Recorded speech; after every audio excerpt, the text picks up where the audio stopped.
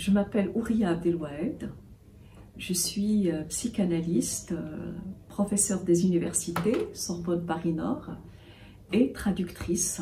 Je travaille entre autres sur les cliniques de l'extrême, le lien individu-collectif, culture et psyché, et c'est ça ce qui m'a amenée à écrire ce livre sur la guerre.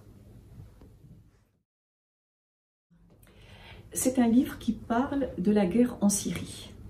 Il faut dire qu'avant que n'éclate la guerre en Syrie, j'allais souvent à Damas pour travailler avec les psychanalystes syriens. Je connais très bien la Syrie, surtout Alep et Damas, et donc c'est toujours très éprouvant de recevoir des réfugiés des pays qu'on a connus, et donc ce sont des réfugiés qui ont fui la déshumanisation, le désastre, la laideur de la guerre. Toute guerre est laide, il n'y a pas de guerre propre. Quand je dis toute guerre est laide, c'est vraiment un euphémisme et en même temps une tautologie. Parce que c'est la destruction, aussi bien des humains que des sites archéologiques, là je reparle de la guerre en Syrie, des gens qui ont été affamés, assoiffés, des enfants violés, des femmes violées, des enfants endoctrinés.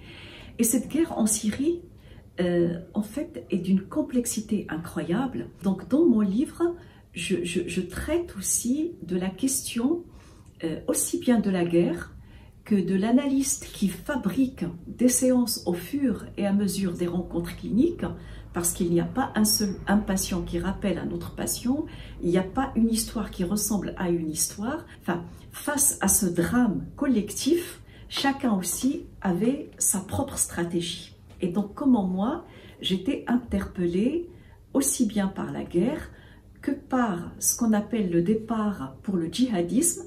Et donc, ça a nécessité chez moi une réflexion aussi sur la laïcité, sur la religion, sur la guerre, sur l'endoctrinement des enfants, sur la barbarie de Daesh. C'est une analyse multifactorielle. Il n'y a pas qu'un seul regard, c'est un regard linguistique, religieux, politique. Et j'ai pris position, ce qui n'est pas souvent fréquent dans notre milieu.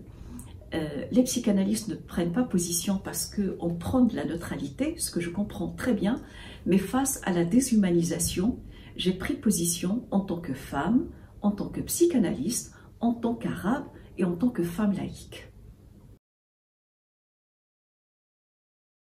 Je consacre 2 chapitres dans la partie clinique, un chapitre au viol des femmes en temps de guerre et un second chapitre, bien sûr aussi émouvant et aussi dur que le premier, qui porte sur les enfants soldats. Et je suis particulièrement inquiète parce qu'on ne parle pas vraiment des enfants soldats, alors que c'est quelque chose qui devrait mobiliser l'opinion internationale, parce que ce sont des enfants qui ont été endoctrinés, arrachés au giron familial, endoctrinés donc par Daesh et utilisés comme assassins, comme meurtriers, comme armes de guerre. Et donc je me posais des questions,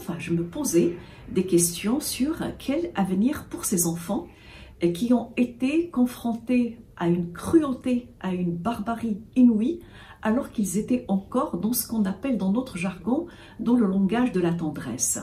Et donc il y a un court-circuit entre la cruauté barbare des adultes et puis la tendresse infantile ou bien la cruauté de l'enfant qui n'est pas le sadisme de l'adulte.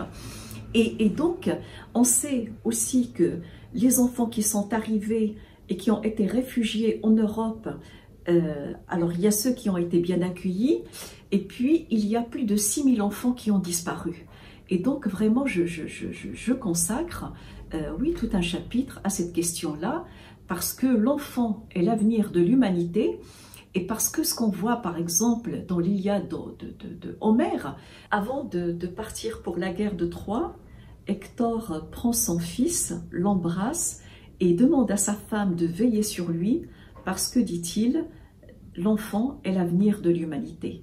Et je pense que c'est ça vraiment ce qui a été non seulement souillé, cette enfance, mais bafoué au vu de tout le monde. Et il faudrait vraiment qu'on commence à s'occuper de l'histoire, de l'avenir, du devenir de ces enfants.